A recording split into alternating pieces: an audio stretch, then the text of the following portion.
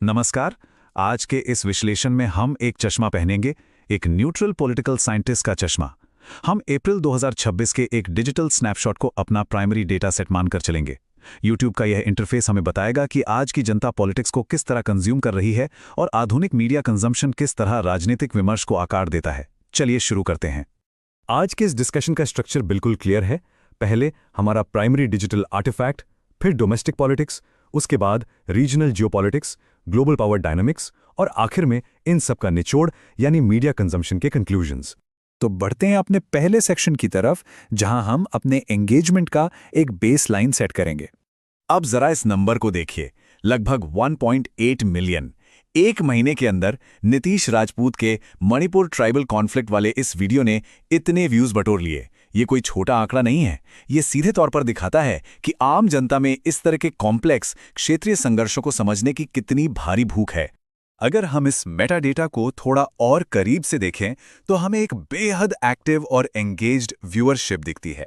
और जैसा कि हम जानते हैं, यही एंगेजमेंट उन सारी एल्गोरिदमिक रिकमेंडेशंस का ट्रिगर पॉइंट बन जाता है, जिसके आसपास का ये पूरा इकोसिस्टम आज हम एनालाइज करने वाले हैं। यहां हमें सोक्रेटिक मेथड का यूज करते हुए खुद से एक सवाल पूछना चाहिए। एक आम दर्शक जब किसी इंटेंस घरेलू मुद्दे में इतना डीपली इन्वॉल्व होता है तो ये प्लेटफॉर्म उसे आगे किन जियोपॉलिटिकल थीम्स की तरफ धकेलता है? उन रिकमेंडेशन से दर्शकों की प्रायोरिटीज के बारे में क्या पता चलता है? और यही सवाल हमें ले आता है हमारे दूसरे हिस्से पर, डोमेस्टिक पॉलिटिकल डिस्कोर्स, जहां हम आंतरिक राज्य नैरेटिव्स को एनालाइज करेंगे। रिकमेंडेशन फीड यहां बिल्कुल साफ इशारा कर रही है। ध्यान दीजिए, बंगाल की राजनीति हो, कोलकाता डॉक्टर केस हो या फिर अतीक अहमद का मामला, प्लेटफॉर्म यूजर्स को हाई स्टेक्स गवर्नेंस और हाई प्रोफाइल लीगल या क्रिमिनल केसेस का एक मिक्स सर्व कर रहा है। ये साफ दिखाता है कि इंटरनल स्टेट मैटर्स किस तरह पब्लिक स्क्रूटनी के मेन फोकस एरिया बन चुके हैं। और इस डेटा पॉइंट को देखिए, ये बेहद फैसिनेटिंग है। ट्रू क्राइम और लीगल पॉलिटिकल केसेस लगातार करोड़ों व्यूज खींच रहे हैं। और हैरानी की बात तो यह है कि इन वीडियोस को अपलोड हुए 1 से 3 साल बीत चुके हैं, फिर भी इन पर लोगों का एंगेजमेंट और ध्यान बिल्कुल बरकरार है। तो इसका लुबालुबाब ये निकलता है कि डोमेस्टिक अफेयर्स के आसपास जो डिजिटल सिलेबस बन रहा है वो आंतरिक टकराव और कानूनी विवादों के ड्रामा पर बहुत ज्यादा निर्भर करता है।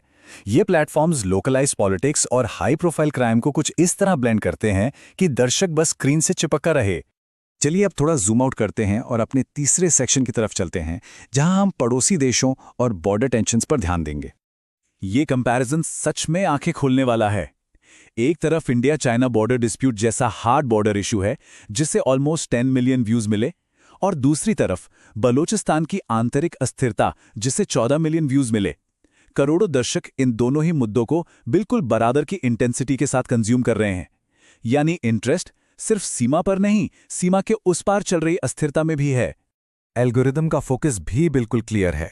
पाकिस्तान में सऊदी फंडिंग हो, चाइना का बॉर्डर डिस्प्यूट हो या अफगानिस्तान में सुपर पावर्स का इंटरेस्ट, एल्गोरिदम इन पड़ोसी एक्टर्स पर डीप डाइव एक्सप्लेनर्स का एक पूरा करिकुलम ही तैयार कर रहा है, जिससे कॉम्प्रिहेंसिव रीजनल सिक्योरिटी नैरेटिव बनता है। इन आंकड़ों से एक और बहुत दिलचस्प बात निकल कर आती है। अफगानिस्तान या बलूचिस्तान पर चर्चा करने वाले वीडियोस बरसों बाद भी प्लेटफॉर्म पर पूरी तरह रेलेवेंट हैं। इसका मतलब है कि इन पड़ोसी देशों को अब सिर्फ ज्योग्राफी के नजरिए से नहीं देखा जा रहा, बल्कि एक लंबे समय तक चलने वाली स्ट्रेटेजिक पजल की तरह देखा जा रहा है, जिसे मल्टी ईयर एनालिसिस की जरूरत है। अब अपने लेंस को पूरा वाइड कर लेते हैं। चौथा भाग, जहां हम ग्लोबल पावर डायनामिक्स, महाशक्तियों और कूटनीति की बात करेंगे। अगर इन रेकमेंडेड वीडियोस को देखें तो अंतर्राष्ट्रीय रिलेशंस एक कंपैरेटिव स्टडी की तरह लगते हैं। दर्शकों को इनकरेज किया जा रहा है कि वो अमेरिकन चाइनीज डिप्लोमैटिक समिट्स को इजराइल के मिलिट्री उत्थान और सिंगापुर की बेहतरीन वेल्थ के साथ रखकर देखें। ये एक बेहद डायनामिक ग्लोबल व्यू क्रिएट करता है।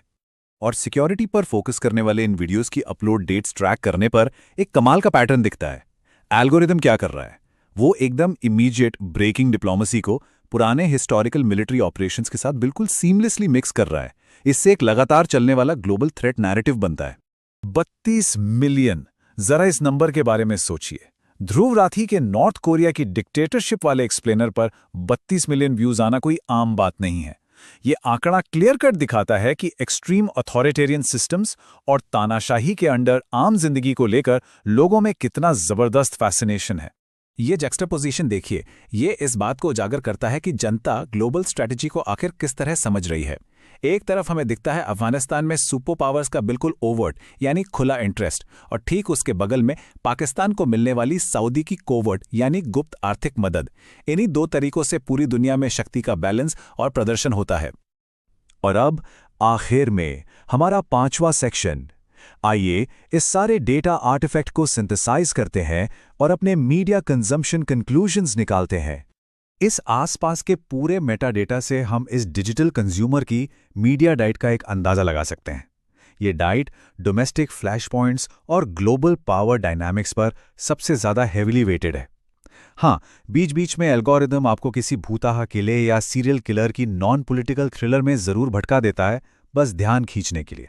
एक एकेडमिक पर्सपेक्टिव से इसके टेकअवेज बहुत साफ हैं। दर्शकों को अब सिर्फ छोटी खबरें नहीं चाहिए, वो लॉन्ग फॉर्म स्ट्रक्चरल एक्सप्लेनेशंस के भूखे हैं। चाहे बात हिस्टोरिकल स्टेटक्राफ्ट की हो या मिलिट्री ऑपरेशंस की, लोग शक्ति की संरचनात्मक प्रणालियों को समझने के लिए करोड़ों व्यूज दे रहे हैं। प्लेटफॉर्म्स आजकल लोकल क्राइम और ग्लोबल जियोपॉलिटिक्स के बीच की लाइन को बिल्कुल ब्लर कर चुके हैं। मैं आज इस विश्लेषण को एक आखिरी थोड़े चुभते हुए सवाल के साथ यहां छोड़ना चाहूंगा। अगर सच में हमारा विश्व दृष्टिकोण इन्हीं एल्गोरिदमिक रिकमेंडेशन से बन रहा है, तो जरा सोचिए क्या होगा जब दुनिया के बड़े वैश्विक संकट और हमारी स्थानीय त्रासदियां बिल्कुल एक ही पैमाने पर एक ही तरह से कंज्यूम की जाएंगी। इन्फॉर्मेशन का ये जो डिजिटल फ्लैटनिंग हो रहा है, ये हमारी पॉलिटिकल रियलिटी की समझ को हमेशा के लिए कैसे बदल देगा, इस पर जरूर